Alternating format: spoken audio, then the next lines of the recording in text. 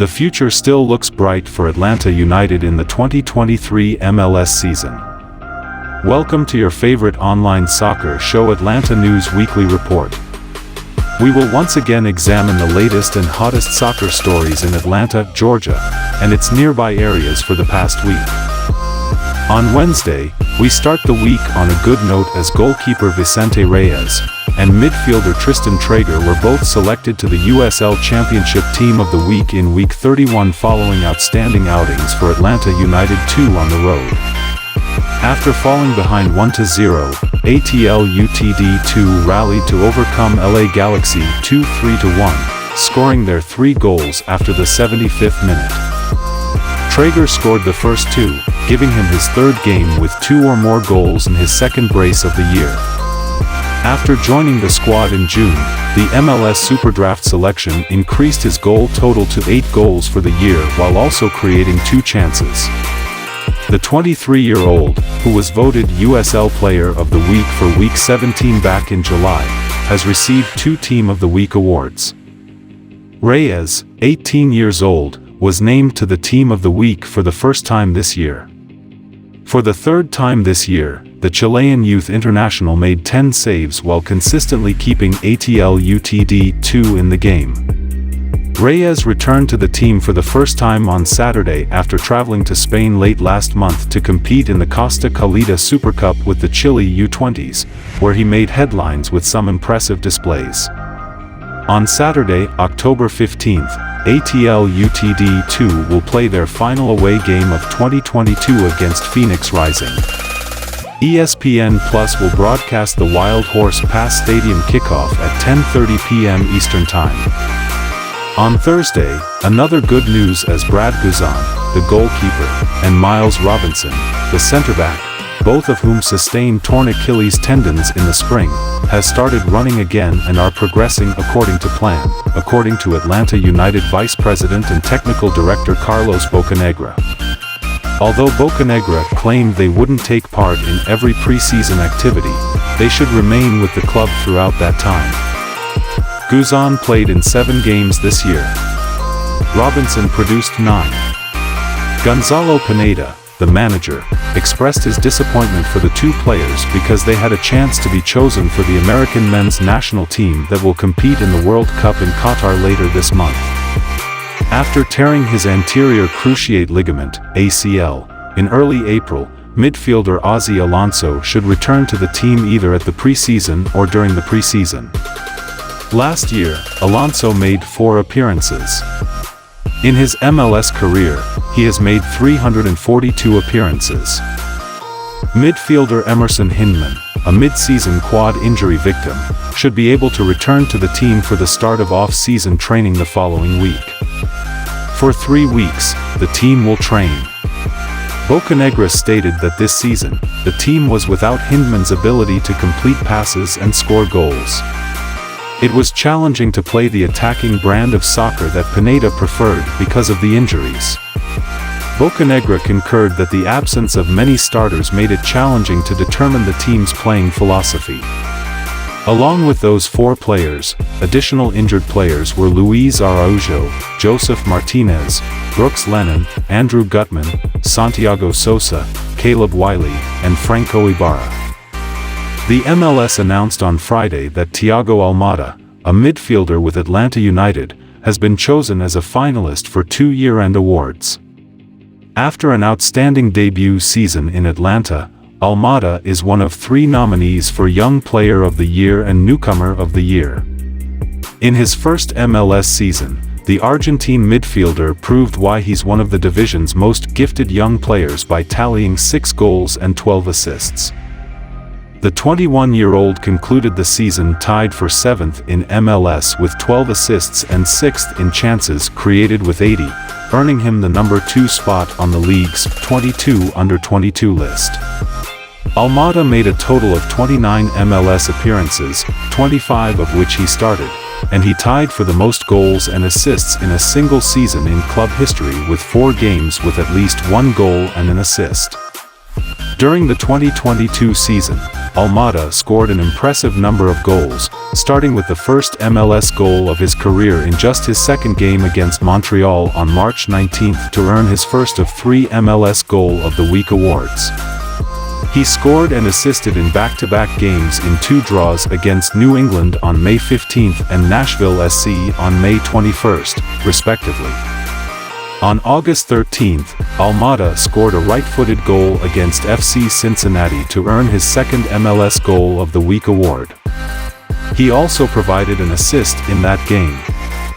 The following week, on September 10 and 14, he scored the game-winning goal in each of Atlanta's triumphs over Toronto FC and Orlando City SC, giving him his 3rd MLS Goal of the Week award. All of his goals came from outside the penalty area. 5 Team of the Week accolades resulted from his performances, weeks 11, 12, 25, 30, 31. Almada demonstrated that he was one of the top creators in MLS in addition to his ability to score goals. Against Real Salt Lake on July 13 and Charlotte FC on April 10, he produced a season-high 6 opportunities, giving him at least 5 chances in each of the 5 games. As the team conducted final preparations for the 2022 FIFA World Cup, Almada received his first call-up and made his Argentina national team debut against Honduras in September, drawing accolades from Argentina captain Lionel Messi. He was only the 2nd player from the MLS to be called up to the senior national team of Argentina, Pity Martinez, 2019.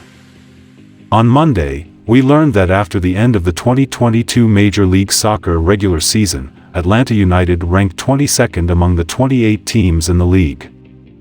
Atlanta United's season was predictably gone after an early loss to NYCFC, which they could not recover from. The Five Stripes' overall statistics for this season look quite decent. Still, they played catch-up frequently due to poor goalkeeping and persistent defensive mistakes for those statistics to represent anything. Despite this, 43,312 spectators traveled to Atlanta to watch a pointless game during a season that featured few, if any, high points and a great deal of doubt regarding the club's future. Atlanta has a lot of work to do this summer to get the product on the field to match the support off the field.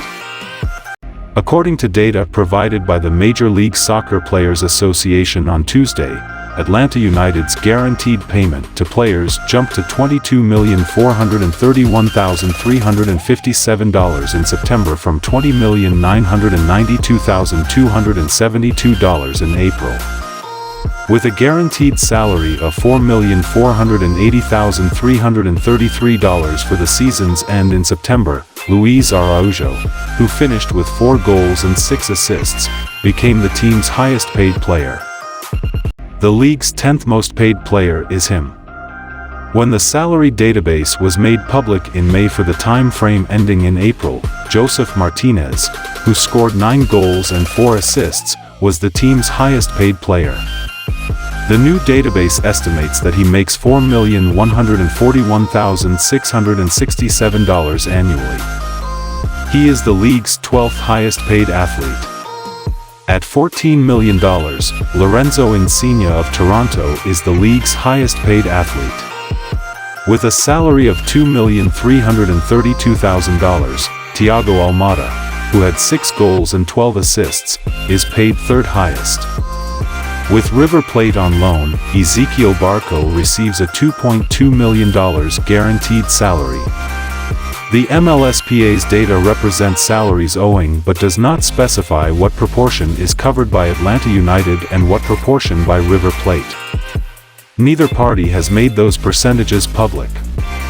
The loan from Barco is for 2 years. Eric Lopez, working on a loan for Banfield in Argentina, is paid a guaranteed $528,300 per year.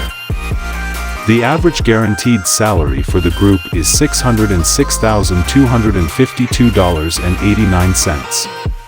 Vice President Carlos Bocanegra expressed satisfaction with the team's 2023 salary cap scenario. He will meet with the players and their representatives this week to discuss their contracts and possibilities for the upcoming season. A few players' circumstances are known. A team option is included in the contracts of Juanjo Purata, Raul Godinho, and Brooks Lennon. Mikey Ambrose and Amar Sejdic are no longer under contract. The pay data is made available by the MLSPA twice a year. The average guaranteed annual salary applies to players under contract through September 2nd. It consists of the base pay for a player and any signing and guaranteed bonuses, which are annualized throughout the player's contract, including option years.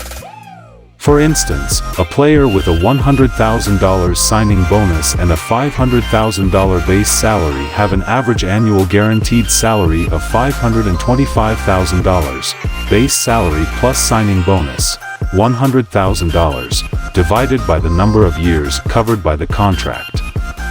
This player's contract has an initial term of 2 years with 2 one-year options. 4. Any marketing bonuses and agency fees are also included in the annual guaranteed salary number, which is annualized over the contract. Performance bonuses are not included in the number because there is no assurance that the player will be eligible for them. The remuneration from each player's MLS contract is included in these sums. They exclude any compensation from any agreements with specific teams or their players. This week's soccer stories are mind-boggling and unforgettable. Thank you so much for watching our episode this week. Always make it a habit to watch our show on YouTube and other social media channels.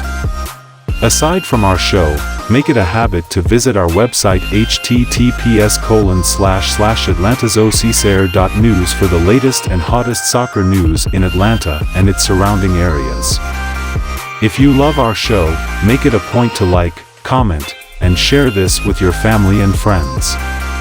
COVID-19 remains a threat, so don't forget to get vaccinated. Always keep yourself safe, guys. Goodbye for now.